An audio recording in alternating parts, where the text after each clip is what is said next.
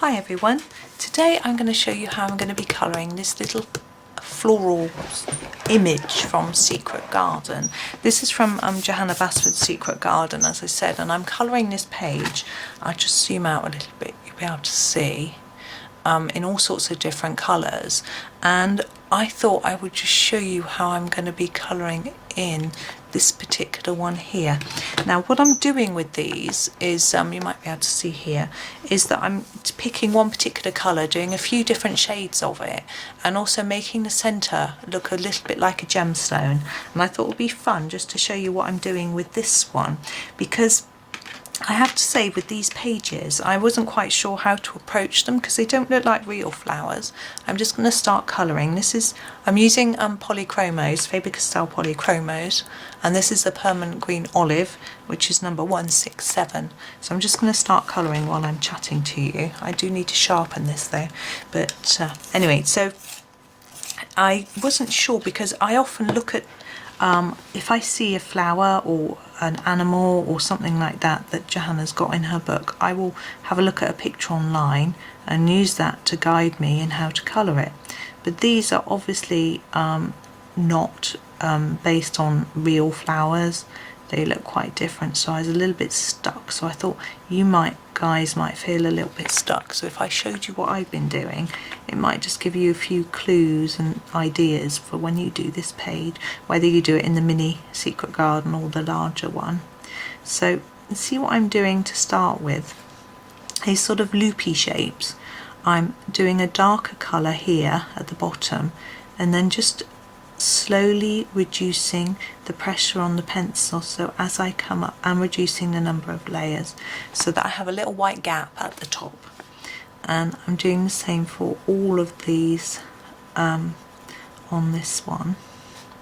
Now choosing colours I find quite tricky for this sort of picture because I want the colours to look random, but I also want them to look balanced, and it's quite hard to get, so I tend to, it's hard to explain, think about keeping colours separate so I don't put two blues together, etc. And also thinking about the warmer and the colder shades and maybe putting them together. So we've got, this is a bit, these are both quite warm actually, but pink I find quite cold, and blue. So we've got a bit of a mix of different shades, and you can see we've got lots of different colours here too. Now, it's not very traditional to colour flowers green, which is essentially what I'm doing here, but I want some green in this picture to add balance because we want all the colours in it.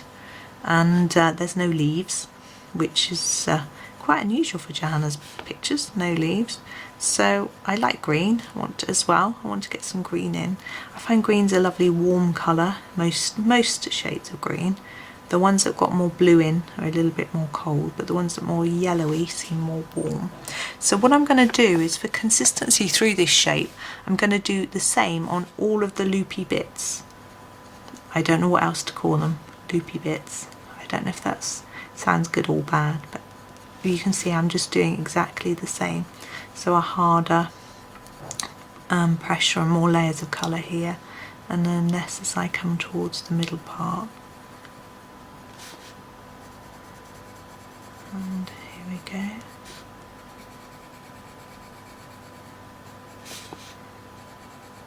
Now I have seen some people do these pages with just a few pencils.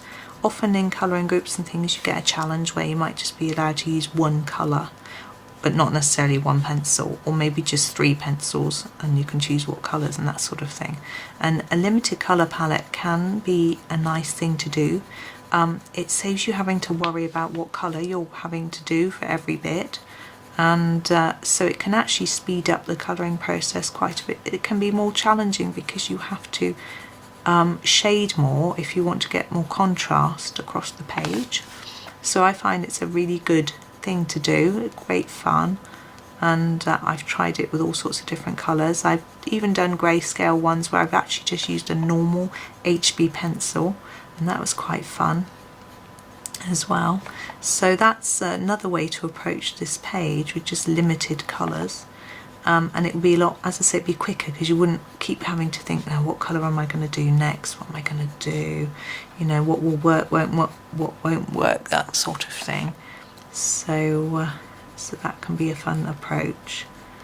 And as there's quite a lot of black in the background here, you could, a grayscale picture would probably work quite well, toning in with that black.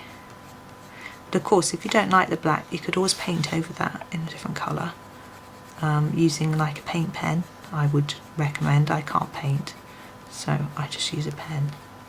But if you can, a lot of people are brilliant, they can paint well. My husband paints. I find it too messy. I like the fact that I can get a pencil lead really sharp and get a fine detail, and I feel much more in control. Whereas when I try and use paint, it just seems to splodge everywhere.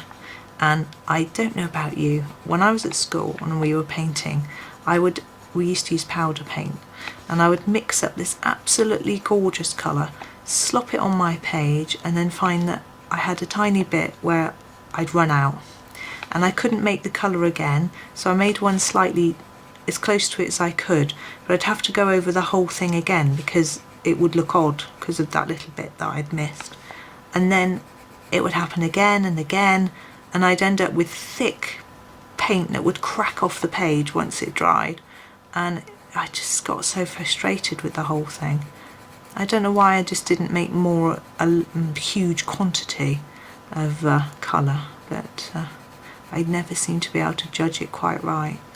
I also can't do anything from memory. I can't visualise things in my head. So doing an art class and saying, right, off you go, paint a girl. I don't know, I can't see one in my head. How can I paint it? So oh, that's not the shade I want. That was the May Green. I'm going to use that in a minute. This is quite a small pencil, you may have noticed. This is my, this is 168. Trying to remember what it's called. Can't remember, sorry. I shall put it in the description for you, so don't worry. You can check there. Now, I'm following the same pattern as I did with the others, so I'm starting darker here and then lightening up towards the top. Gosh, I know what this colour is. It's my favourite colour, but I just can't think of the name. I've gone blank. It's all that, it's doing too much revision with my children. It's sending me bonkers. They've got their GCSEs this summer, which is their end of sort of school exams. They leave school. And I'm doing exactly the same here, darker here, and then lightening up towards the top. And I'm trying to help them with revision a little bit. So while we're sitting at the kitchen table eating our tea, I'm testing them on different things. I tend to do English because I did English A-level, so I know a little bit about it. It's a long time ago. So we do a bit of A Christmas Carol or Macbeth. But they're much more mathematical, scientifically minded boys. So twin boys. So they're both in the same year. So but that's quite handy. They help each other with the science and maths. I'm okay at them, but I haven't got the same confidence in those subjects. But interestingly, they're like me. They think they aren't good at art. They aren't interested in doing art subjects at all, which is exactly how I was at their age. And I've always thought I was rubbish at art. But when I discovered colouring, I just found that it allowed me to express myself with colour without having to draw. And although Johanna's How to Draw book has taught me so much, I still just find it so much more relaxing and fun to just fill in the lines that she's drawn already. And you can still be really creative and have lots of fun without having to, I find it can be a bit stressful trying to draw. Right, we are going to use the May Green now. Here it is, it's number 170. It's very hard to see with my lamp shining off it. So I'm going to use it for this bit, and I'm just going to do this in a one even colour. So That's how I've been approaching these across the whole of the picture.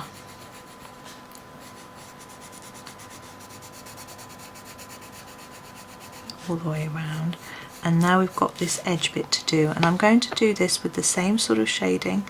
So this is going to be my darkest bit, and then I'm going to lighten it up towards this edge, and same here, and then darker here and lighter here. So dark here and then less colour here. I hope you can see what I'm doing.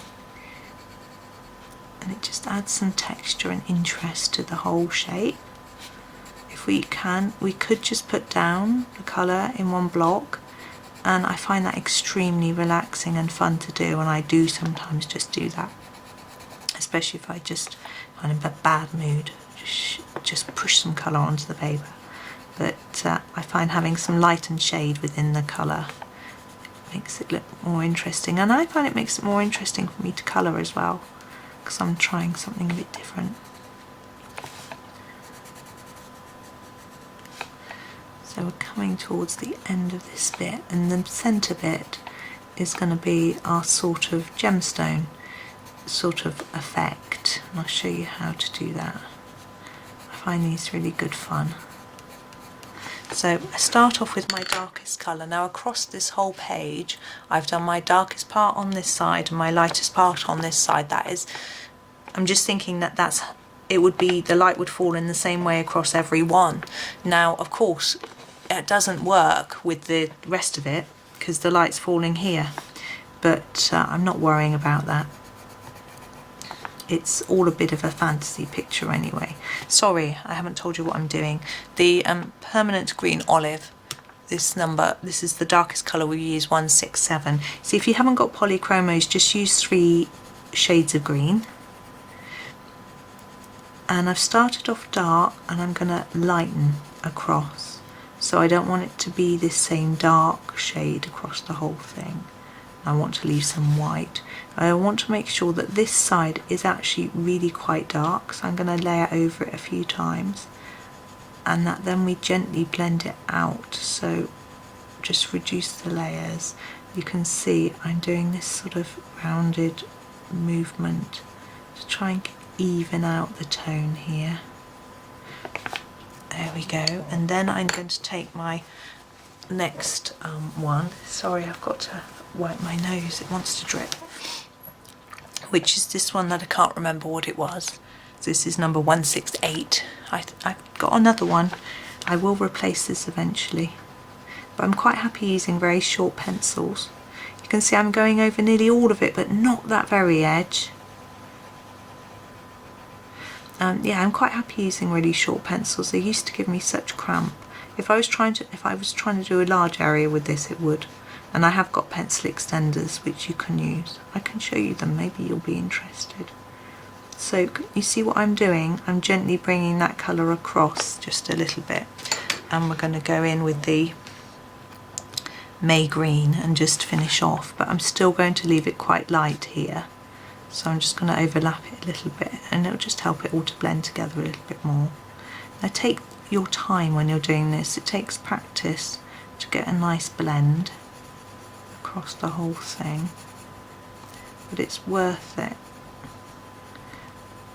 And do gentle layers, because if you do this hard you'll get a line. You don't want a line.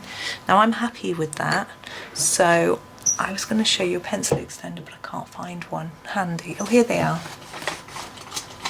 These are both by Derwent. Oh, I've got 3 here. Those are the same actually. So they look like this, and you pop your pencil in the end. I'll just show you, like that. This one's the wrong size, like that, and then you twist this piece and it locks it in place, and then you could got a much longer piece to hold the pencil with. But I find that this bit here is rough so that you can get a grip. I don't know if you can see that. I find it hurts my fingers when I'm colouring. Maybe I'm a bit of a wuss, I don't know. But I prefer to get cramp instead. So now we're going to go in with white. You can see I've done some white here. what I'm trying to do with this white is make it look like there's just a bit of light catching on this. So it's sort of, there we go. So it looks more gem-like. And that's me done with that one. So I hope that was useful to you, just to give you a few ideas on how to do something like this. I mean, there's lots of other ways you can do it, but that's just how I've been doing it, and I thought it would be fun to show you. So I hope you've enjoyed it. Thank you very much for watching, and happy colouring.